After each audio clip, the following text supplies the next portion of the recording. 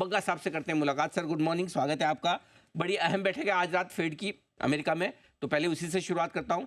Fed chairman क्या करेंगे और क्या कहेंगे? नमस्कार अनिल नमस्कार जी। सर।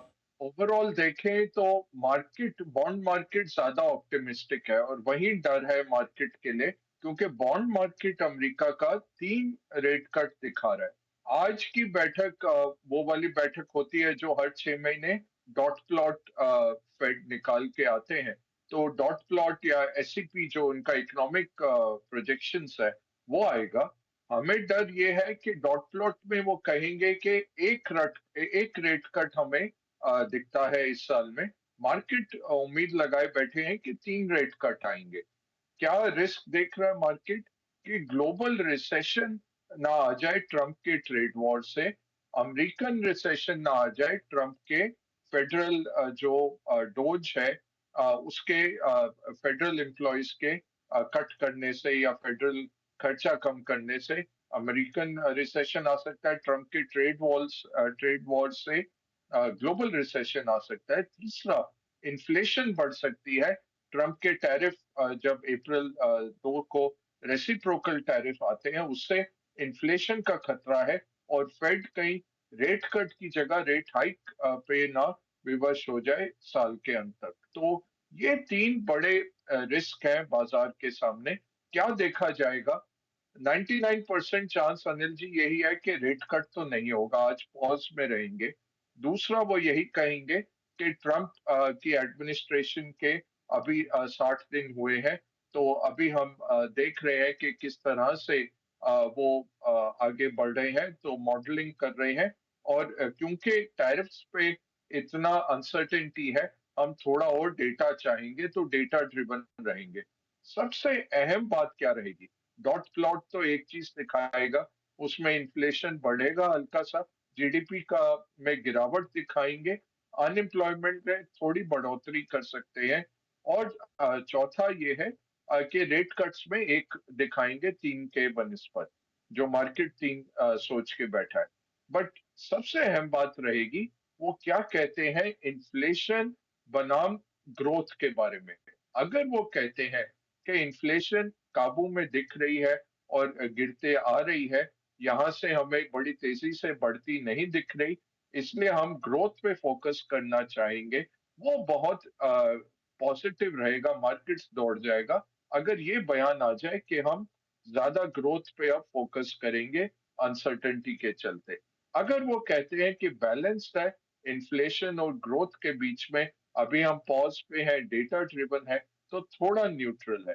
बात अगर है। वो कहते हैं कि ये पॉलिसी के कारण और अनसर्टेनिटी आ सकती है, तब थोड़ा हॉकिश देखा जाएगा अनिल जी। 2 घंटे बहुत लंबी चौड़ी बातचीत हुई पुतिन साहब के साथ में, ट्रम्प साहब की।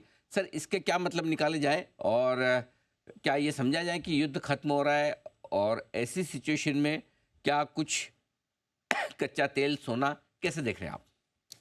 जी, युद्ध खत्म होने के करीब आ रहा है। रशिया इसको जितना देर खींच सके कोशिश करेगा, क्योंकि रशिया का जो 1000 स्क्वायर किलोमीटर का वर्ग यूक्रेन ने ले लिया था कर्स करके जो एरिया है उसके तहत, वहां पे रशियन आर्मी अब एडवांस कर रही है और वो खदेड़ती जा रही है यूक्रेनियन आर्मी को।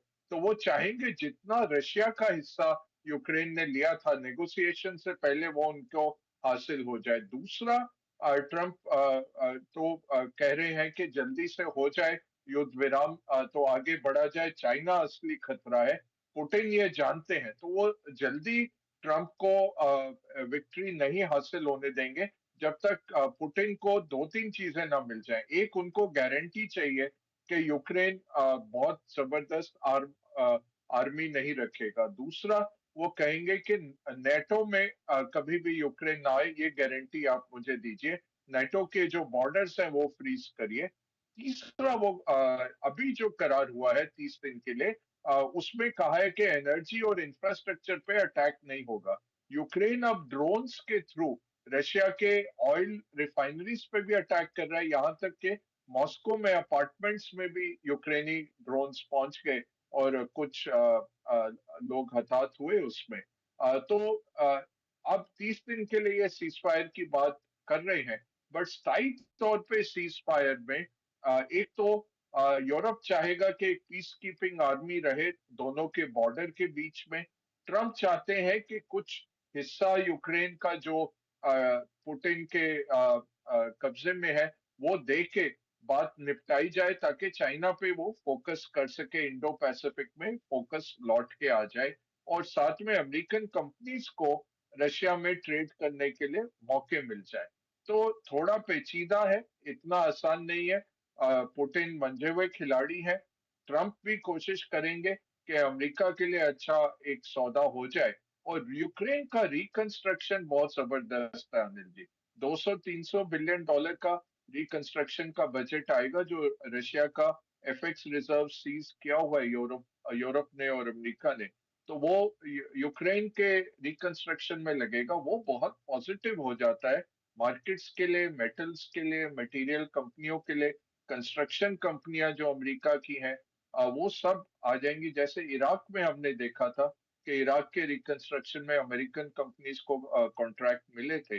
तो ट्रम्प चाहेंगे कि वो कॉन्ट्रैक्ट सारे यूक्रेन के अमेरिकन कंपनीज को मिले, तो वो एक बूस्ट मिल सकता है रिस्क सेंटिमेंट को।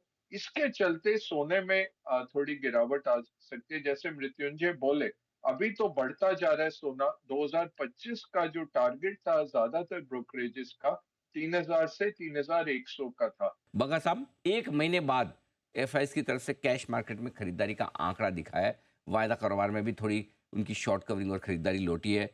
भरोसा कर लें इन पे, या बड़े चंचल हैं ये? नहीं, अनिल जी देखिए, ट्रेंड तो मजबूत बन रहा है हमारा। क्या अच्छा हो गया, वैल्यूएशन थोड़ा रीजनेबल हो गया, हिस्टोरिकल एवरेजेस पे आ गए हैं। फिस्कल में रिकवरी है, एक्सपेंडिचर बढ़ रहा है सरकार का। टैक्स देखें तो अच्छा कलेक्शंस आ रहा है, स्पेशली जो प्राइवेट हाउस होल्ड्स है उनसे, या जीएसटी है। तीसरा जो अहम बात है, मॉनेटरी ईजिंग बहुत जबरदस्त हुई है, रेट कट कर दिया। मैक्रो प्रूडेंशियल ईजिंग करी कि क्रेडिट बढ़े, जो 11% पे अटक गया उसको बढ़ाने की कोशिश चल रही है। और लिक्विडिटी जो आज सवेरे भी आप एडिटर स्टेक पे मेंशन कर रहे थे, अब फिर से 50,000 करोड़ 25 मार्च को डाल रहे हैं। लगभग 6 लाख करोड़ का टोटल लिक्विडिटी डाला गया है जब से नया कार्यकाल शुरू हुआ है नए गवर्नर साहब का। तो आरबीआई का ईजिंग चल रहा है। इकोनॉमिक ग्रोथ प्रोबेबली बॉटम हो गया सितंबर में।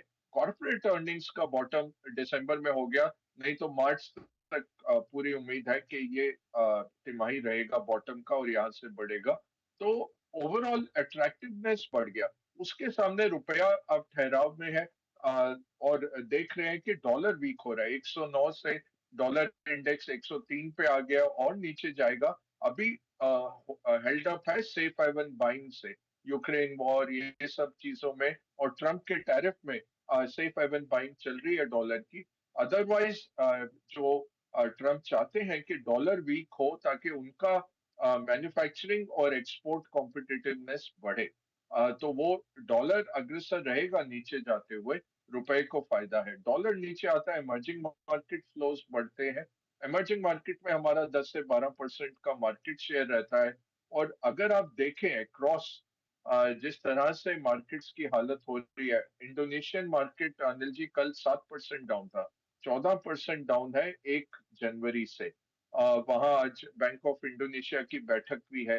वो अब इस असमंजस में है कि रेट कट करें तो करेंसी गिरती है और आउटफ्लोज होते हैं, और रेट कट ना करें तो जो उनका डिमांड गिर रहा है उसकी प्रॉब्लम आ रही है।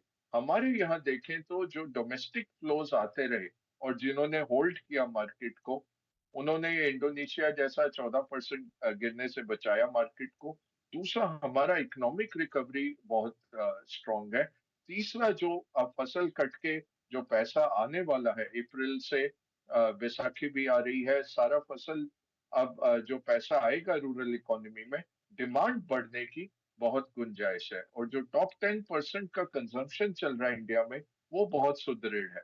तो ओवरऑल आई थिंक ये टर्न हो रहा है अनिल जी। हमारा अनुमान था मई जून तक एफआईज का टर्न होना चाहिए। बट यहाँ समतल भी हो जाए, अगर रोज ना निकाले हजार हजार करोड़, तो वो डोमेस्टिक वाले ही खींच के मार्केट को ऊपर चला जाएगा, क्योंकि डिमांड बहुत है इंडियन पेपर की। तो मेरे ख्याल से मई जून तक एट द मोस्ट ये एफआईज का जो बिकवाली का दौर है, नेट बिकवाली का, वो बंद हो जाना चाहिए। होपफुली उससे पहले ही आ जाए।